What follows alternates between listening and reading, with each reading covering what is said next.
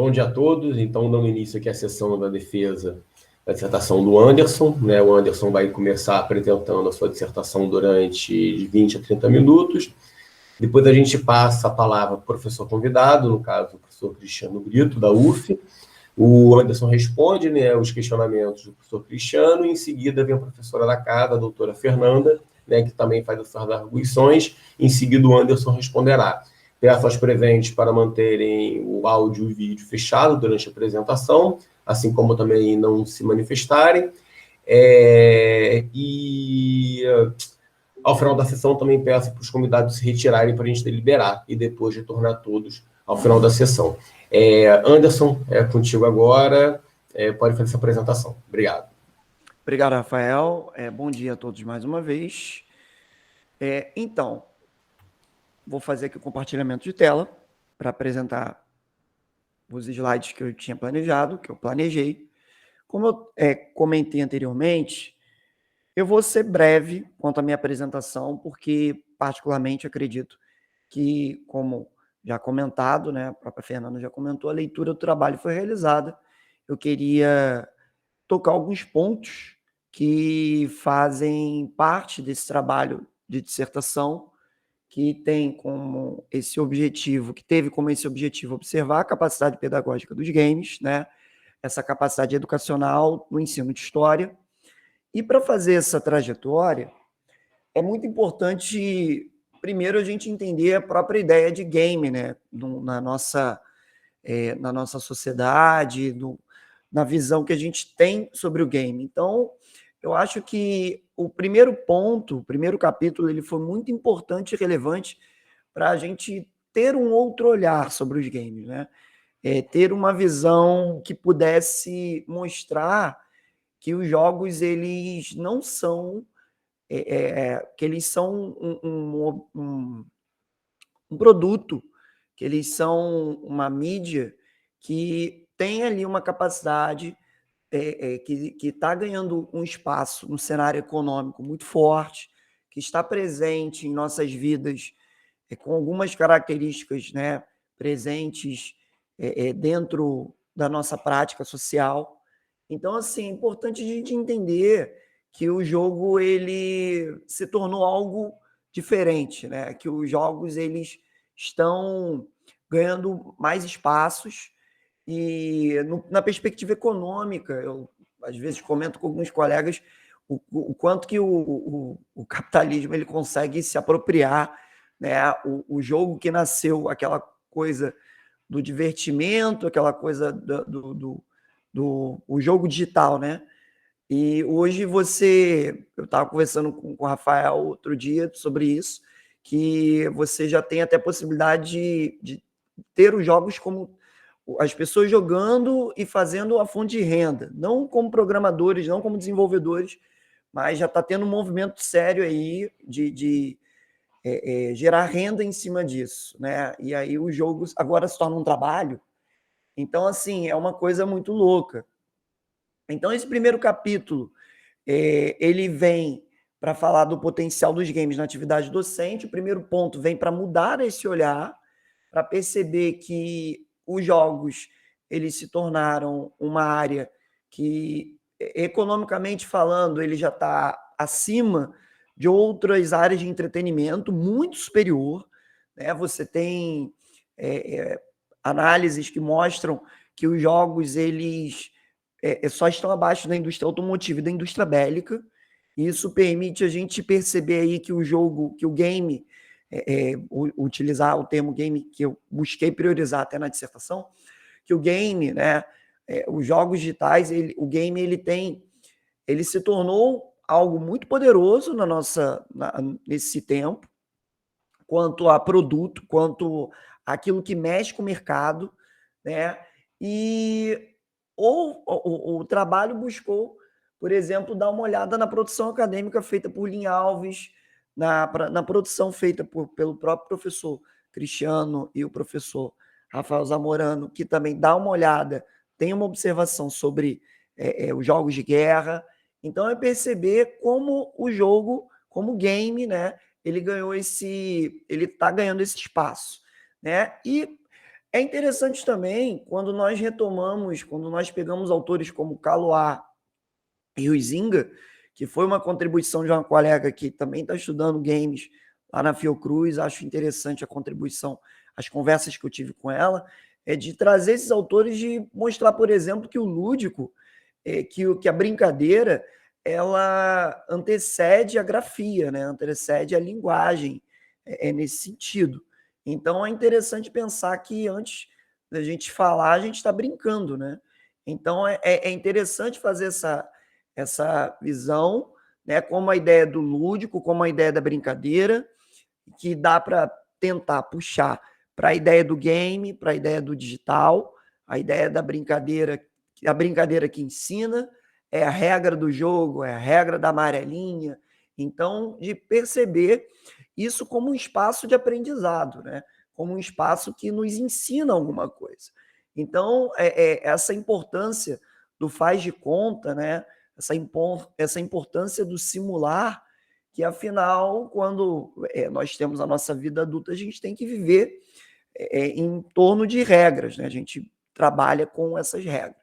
Então, acho interessante pensar esse lúdico, essa ideia da brincadeira, dos limites, e quando a gente pensa no social, esses limites que nós temos, né? Para a gente viver em sociedade, né?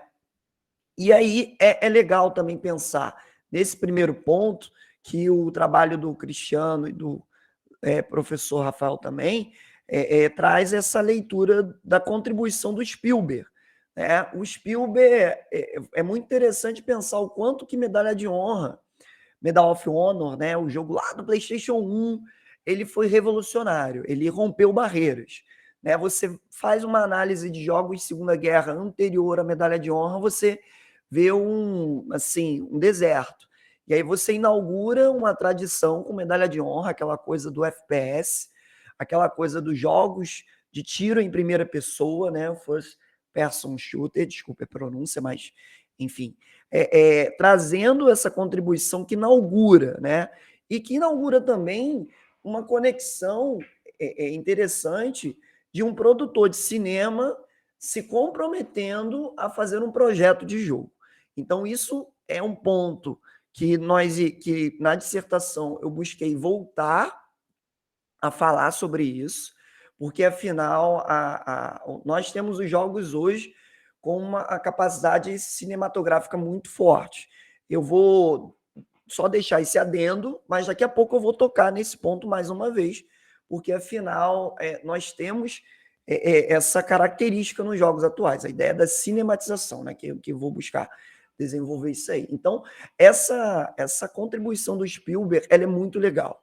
Né? Essa contribuição de você ter aí um produtor de cinema se comprometendo com jogos e algo que está se tornando natural, né? Algo que está se tornando no campo dos games algo natural. Vou passar aqui o slide. Tá. E aí, o que o ponto 1.2 buscou trazer, né? Buscou trazer algumas visões sobre a capacidade de ensino, né? Então, assim, eu busquei observar o que nós podemos pesquisar sobre a prática de ensino, e aí, por exemplo, retomar a visão do Dewey quanto à prática de ensino colateral, a prática de um ensino que você aprende por tabela, que você aprende não necessariamente fazendo algo, tendo uma prática que vai ser orientada para o ensino, mas pode você aprender atuando em um certo tipo de atividade, né, jogando alguma coisa, observando, vendo algo, né, lendo. Então, assim, não necessariamente você vai estar focado nesse ensino, mas você está aprendendo alguma coisa, você está tendo um aprendizado colateral. Então, não só pensar a clássica e tradicional aula, lousa, né, caneta pilô, como eu tenho lá com os meus alunos, né, do militar, do regular. Não, é pensar outras formas de ensino, pensar outras práticas de ensino, outras possibilidades, né? Então, é interessante porque muitas das vezes, nós, professores, nós que estamos lá na lousa, na frente de batalha, né? Sofremos questionamento quanto às dificuldades de dar continuidade a um processo pedagógico, de dar continuidade ao ensino, um aluno que muitas das vezes está, né, desmotivado, e aí a gente precisa se aproximar dele de alguma maneira, né? Então, buscar outras possibilidades, buscar até mesmo gêneros, né, mídias que são da sua realidade, vai trazer ali uma ponte interessante para os profissionais de ensino nesse sentido. Então, acho que o game, nesse sentido geral, ele permite isso, né? Ele não é a única, tá? Você tem outras pontes, tem outras ferramentas. A gente está aqui, obviamente, trazendo uma das, mas ele é uma possibilidade interessante, principalmente nesse mundo bastante virtual. Nós estamos aqui fazendo uma defesa virtual, devido às limitações, obviamente, de pandemia, ainda vivendo essa ressonância, né, de pandemia, e nós percebemos o quanto que a necessidade de adequação da nossa prática frente às demandas, frente ao que foi exigido. Então, acho que o game ele pode sim trazer esse tipo de perspectiva, né, de sair de sair, mas não abandonar o livresco, não é nem sair, mas é auxiliar. Porque, por exemplo, o aluno vê, o professor Cristiano comentou, esse livro Koshiba aí Brabo, muitas das vezes o Koshiba ele é um texto muito denso e o aluno não consegue visualizar. Não consegue visualizar uma capitania hereditária, uma plantação de açúcar. E aí você pega um Age of Empires 3, ou Age of Empires 4, com uma visão 3D, você consegue fazer um plantation, você consegue ter o uso de trabalho escravocrata. Então, você consegue ali visualizar aquilo funcionando. Que às vezes, na cabeça dos professores, estar numa pintura vai ser algo que você vai ver aquele movimento, você vai ver aquela prática. Então, assim, é interessante perceber como não algo para substituir. Em nenhum momento eu falei isso, mas sim para contribuir, né? Eu acho que é sempre esse pensamento de contribuir. Então, e até entrar em duas situações que são relevantes, que estão em alta. Primeiro, problema do celular. O celular, ele se tornou, podemos dizer assim, o vilão da sala de aula, ao mesmo tempo que ele pode se tornar um grande aliado dos professores na sala de aula. Então, por exemplo, o meu ensino, tá, pessoal, antes mesmo de começar a escrever, ele já estava caminhando para o digital por conta da demanda da pandemia, né? E aí eu percebi que, assim, o uso do celular, ele ajuda quando bem direcionado. Então, o que a tecnologia nos propicia? Nos propicia acessar N coisas, tanto coisas boas quanto coisas ruins, né? Assim como na nossa sociedade a gente tem esse tipo de realidade. Beleza. No ensino híbrido, no ensino digital, eu busquei colocar muitos dos meus materiais, mapas e slides em drives, em que eu enviava o link para os alunos. Eu criei até um shortcut, né? O bit.ly, que é uma página que você copia o link e aí você cria um link padrão, né? Que fica mais fácil para o aluno chegar. Então, a partir disso, eu busquei sempre dar amparo. Olha, pessoal, eu estou fazendo aqui o quadro, botando a explicação, mas lá no meu Drive tem um slide. Então, eu acho que, partindo desse pressuposto, nós temos que pensar o uso da tecnologia como algo que pode ser inserido na sala de aula, e a resistência ao celular é uma batalha perdida, né? Tem legislação que proíbe o uso de celular. E aí você tem que ficar combatendo o tempo todo como se fosse um vigilante, como se fosse um policial ali regulando o aluno. Não, tem que copiar, tem que fazer o clássico. Às vezes o aluno vai encontrar ali, mexendo no celular, professor, encontrei essa imagem do Renascimento aqui no Google. Ela se associa às características que o senhor está comentando?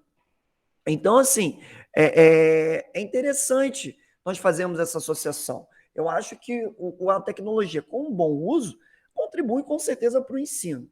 E o segundo ponto é essa tendência da gamificação, né? Essa tendência de um ensino pautado em recompensa, de um ensino pautado por exemplo, uma prática gamificada que eu utilizo bastante, é o Kahoot, que eu não sei se eu citei na dissertação, acredito que não, mas o Kahoot, por exemplo, ele brinca com isso, né?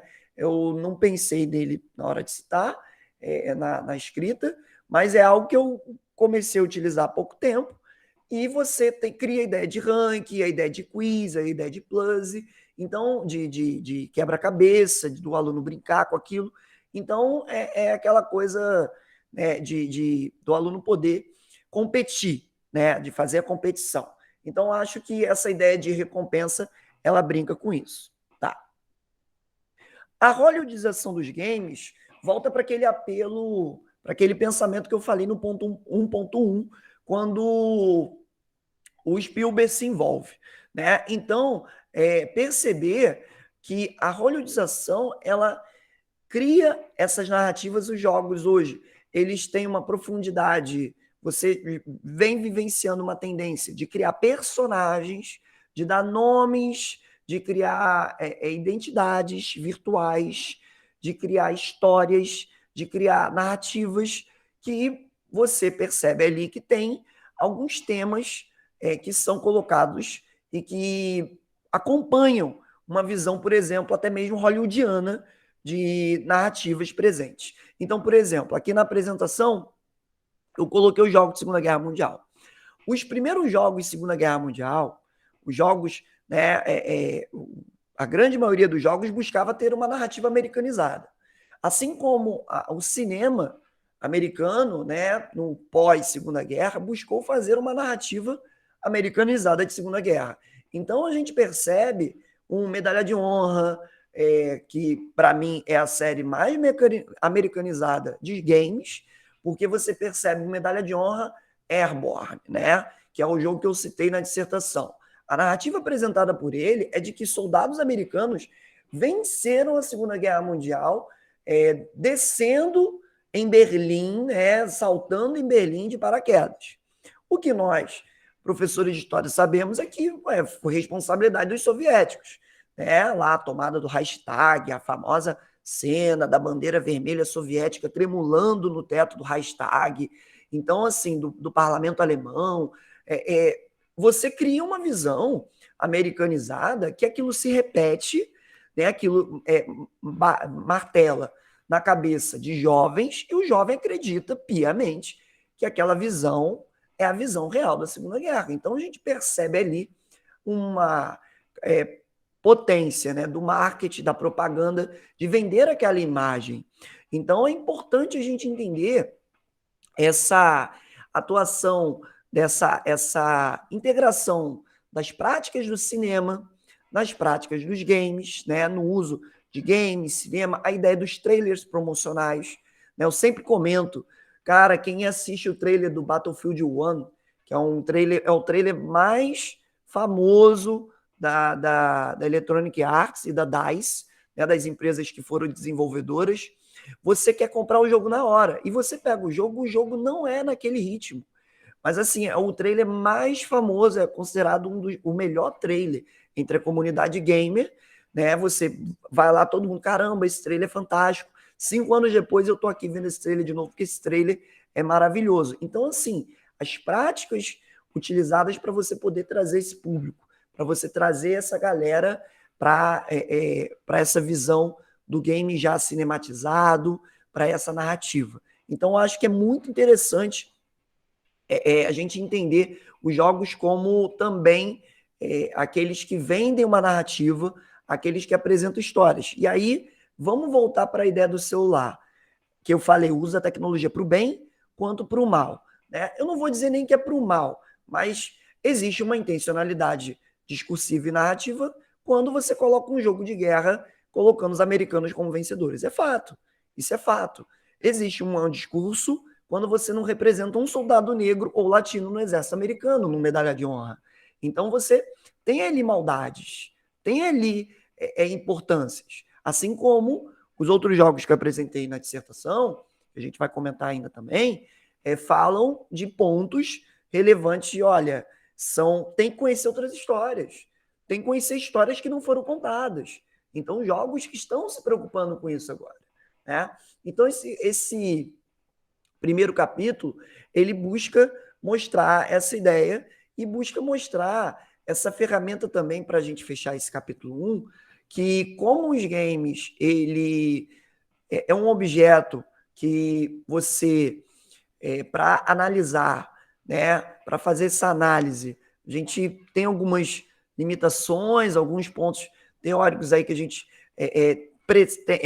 precisa desenvolver, né, eu acredito nesse sentido.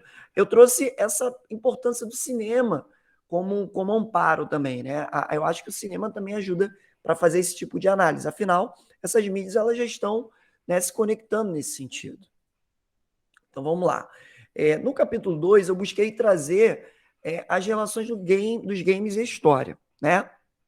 E aí o primeiro ponto é como o game pode se tornar uma fonte de pesquisa. E aí, como eu já acabei de comentar, esse gancho, esse gap, né? De fazer a leitura do game, do estudo, associando cinema e história, né? De pensar a contribuição de cinema e história, de pensar como o cinema passou por um processo de que no passado, né, era um objeto que era colocado uma cultura massificada, uma cultura da massa. E aí você começa a trazer uma visão do cinema como fonte de análise, como fonte de pesquisa, então de tentar fazer essa trajetória, de tentar fazer esse caminho, né, que o cinema realizou. Então, para o game também, de pensar, olha, a gente tem que entender que o jogo ele não é improdutivo, né? Que o jogo ele não que ele pode produzir algo, que ele tem uma capacidade, que ele tem uma importância. Então, como eu comentei, outras formas de ensino para a gente pensar, né, que o game ele pode auxiliar nisso, que o game ele tem a sua importância hoje consolidada no mundo capitalista. Você mexe com vários mercados, o desenvolvimento do jogo, aí lança o trailer promocional, aí lança o pré-requisito mínimo, a máquina tem que ser melhor, tem que ser um hardware, né, que são um computador com uma configuração mais avançada, tem que botar um processador de última geração, uma placa de vídeo de última geração, aí o cara está na euforia de comprar aquele jogo e ele movimenta esse mercado. Esse mercado ele está todo integrado. Não adianta. Eu não sei se, né, o Cristiano viu o movimento do Cyberpunk 2077, comentei muito isso com o Rafael, o quanto que fizeram uma promessa, uma coisa, nossa, vai ser o melhor jogo. Leandro, tá aí, meu caro amigo que está acompanhando, lembra disso. E aí,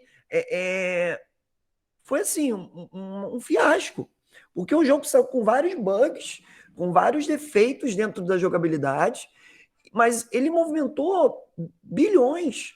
E assim, a empresa está sendo questionada até hoje, mas e aí? Realmente pensou nos jogadores ou pensou no lucro? Então é importante a gente entender que o jogo ele se consolidou, né?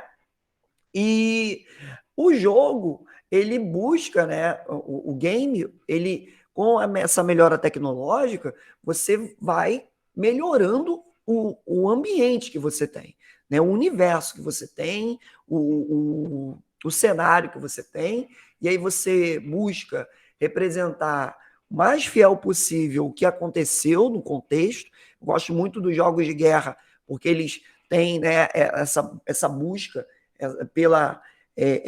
de representar aquele cenário que o cara vai experimentar, que o cara vai olhar aquele cenário do soldado que não está conseguindo combater, que está lá dando um ataque de nervos, está a expressão, né, colando as placas, a expressão no mundo militar, que é a ideia de que ele não consegue agir, porque ele surtou. E aí tá aquela imagem, tá o soldado que não quer lutar mais, que fala não quero mais aquilo, tá dentro do jogo. Porque buscar, com a melhora tecnológica, buscar o quê? Humanizar. Eles não são robôs que, tipo, anda, tira o tempo todo. Eles têm, estão buscando representar pessoas, cenários, né? Representações que o jogador ele pode ver, ele pode buscar aprender alguma coisa quando ele está jogando com aquilo ali. Então, de visualizar aquilo, né? Então, mas claro, autores que eu coloquei na dissertação que lembram que pensar jogos que buscam trazer com qualidade essas visões, né? Que buscam trazer com qualidade esse tipo que não deturpem essa visão desse cenário, né?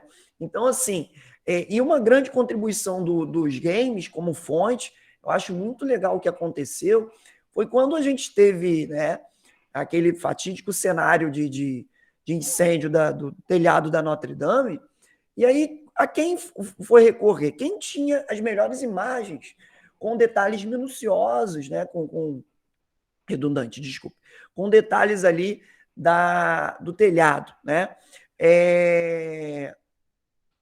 Vai ser o jogo Assassin's Creed Unity, né? Que vai ter, que por conta de ser um jogo que trabalha com telhado, que trabalha com o personagem indo em telhados das residências, das construções da cidade, para poder, de certa forma, né? É um jogo de assassino, misturado com le parkour, né? Com a prática do cara ir pulando de um lado para o outro, com furtividade.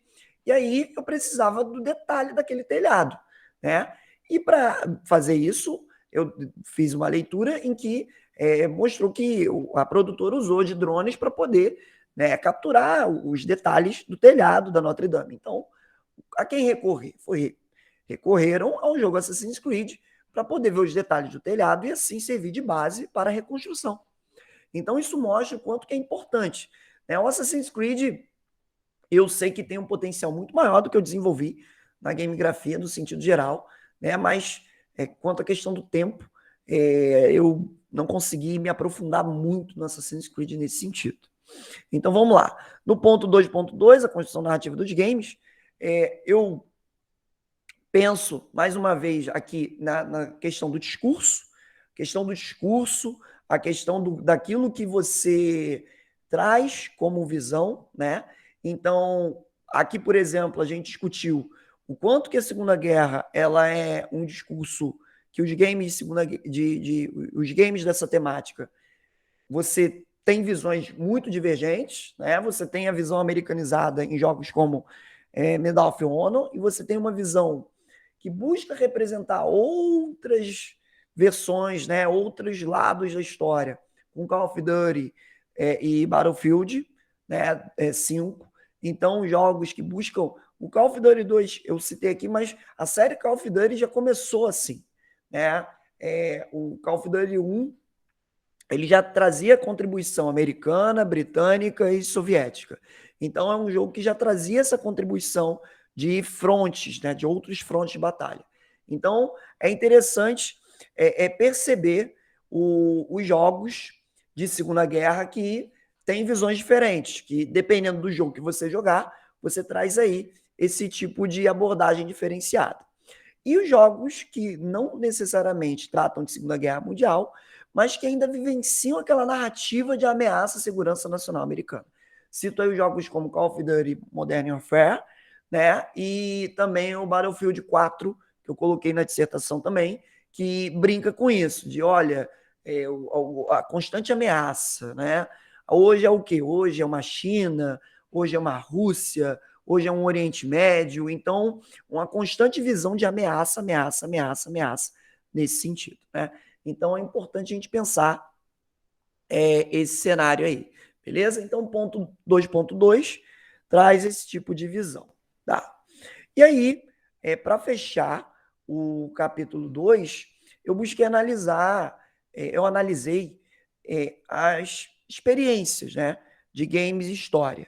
Então, assim, eu acho muito relevante a gente colocar em destaque, né, que o trabalho da Lynn Alves, de fundar um grupo Comunidades Virtuais na UFBA, de fazer esse tipo de trabalho, de fazer que gerou frutos como jogos produzidos, como trabalhos ligados a games, história. Acho muito relevante a gente colocar isso, né, deixar isso em evidência, como mostrar que a universidade ela está observando, está olhando com maior qualidade, né, os games como uma possibilidade de estudo e de conexão com outros campos, né? A história com a comunicação, com a geografia, com a arte, enfim. Né? O jogo Game Búzios Ecos da Liberdade, que foi fruto, né, do grupo Comunidades Virtuais, é interessante, uma ferramenta pedagógica alinhada à legislação que busca trazer, né, essa contribuição da cultura afrodescendente, da cultura indígena. É muito legal a gente ter esse tipo de iniciativa. O jogo Valiant Hearts é um baita jogo, né, trazendo... eu acho muito legal o trabalho que a Ubisoft francesa fez, né? O produtor do Assassin's Creed esteve envolvido com a produção do Valiant Hearts, fazendo, se amparando numa documentação, buscando fazer pesquisa, buscando fotografias, imagens, né, de época, fazendo explicações históricas, e até mesmo eu acho muito interessante citar o Valiant Hearts, porque volta para fazer aquele laço com o cinema. O Valiant Hearts foi um jogo que foi premiado pela Academia, né, britânica, o BAFTA. E o BAFTA é o Oscar britânico, né? É o Oscar europeu. Então, assim, mostrar que eles abriram uma sessão para games e que eles estão observando essas produções. Então, valor narrativo, produção. Então, assim, é muito interessante, né? Como o jogo, ele bebeu dessa fonte do cinema, né? Uma história muito interessante que eu encontrei com ela há pouco tempo, mas eu queria citar também, é que você tem The Last of Us, né? E tem Last of Us Parte 2, que é um jogo que temática, né? Vou ser raso, uma temática voltada ao fim da humanidade, um apocalipse zumbi, uma coisa, enfim. E aí os jogadores ficaram irritados porque o protagonista do primeiro jogo morreu no segundo, dando spoiler, né? E aí isso gerou uma reação mega negativa na comunidade. Então, assim, parece até uma comunidade de série, uma comunidade do cinema que ficou irritado com o resultado escolhido pelos diretores. Então é muito interessante mostrar o quanto que essa ponte, que essa conexão está sendo realizada aí, né? E o futuro. O futuro, pelo menos no colégio que eu trabalho, nós estamos elaborando. Isso já está em fase de desenvolvimento. Até mesmo com a colega que eu já comentei com o Rafael, tem uma colega lá da escola que faz um doutorado, né, analisando o game BioShock, e nós estamos dialogando para fazer um itinerário formativo de games e ensino. Então, buscando trazer, né, com essa ideia da reforma do ensino médio, ao qual vai trazer trouxe a necessidade de eletivas, né, nós iremos ter essa eletiva não, essa disciplina, esse itinerário formativo, essa disciplina a partir do primeiro ano do ano que vem, que nós já estamos desenvolvendo. Como os jogos estão ganhando importância, o jogo, o game, que já está sendo discutido como esporte olímpico por conta dos jogadores de altíssimo rendimento, né, a possibilidade de desenvolver games, os temas que os games tocam, aprendendo conteúdos a partir dos games, não só história, biologia, geografia, e permitir essa realização de ensino, né? Então, levar essa disciplina, né? Trazer, dar materialidade para esse tipo de trabalho, né? E aí, por fim, eu tenho a gamegrafia. A gamegrafia, ela teve como... Eu tive ali a buscar analisar 10 games, 10 jogos, mostrando as suas capacidades, apresentando propostas de atividade de um desses jogos, de um desses games. Então, com o objetivo de apresentar ao professor, porque a gamegrafia ela é um manual, né, um roteiro para professores, né? O objetivo foi de elaborar um material que os professores que não têm contato com esse universo possam ver a capacidade dessas mídias, ver a capacidade desses jogos. Em todos os jogos eu coloquei links de gameplay, né, de a jogabilidade com jogos, eu jogando com jogos, fazendo uma reflexão sobre o que pode ser trabalhado com jogos, sobre o que pode ser discutido nos jogos, né? Mas isso, obviamente, não é um limitador, tá? É um norteador de mostrar, olha, esse jogo aqui ele pode ser trabalhado dessa forma, olha o que tem. Então, o professor ter autonomia de, caramba, tem uma mídia aqui que eu posso usar com os meus alunos do universo digital, que nós podemos dar fazer uma nova ferramenta de suporte. Voltando àquilo que a gente comentou no primeiro capítulo, as dificuldades do ensino frente à tecnologia, a desmotivação, o desestímulo de estudantes quanto ao ensino tradicional. O que nós podemos fazer? Né? Podemos nos adequar, podemos aprender novas tecnologias, podemos pensar a capacidade educacional dos jogos, podemos trazer isso para a sala de aula. Então, a gamegrafia, acima de tudo, é isso. É um manual, um roteiro, um manual para esclarecer os profissionais que estão lá na linha de frente de que a mídia pode ser utilizada, né? Então, pessoal, acredito que a minha apresentação se limita aqui, né? Como eu falei, eu tenho um vídeo que tem no final da apresentação, mas no Meet ele fica muito limitado, quanto vocês estão reparando até que, enfim, quando eu passo o mouse ele fica muito travado. Então, eu vou terminar por aqui, tá?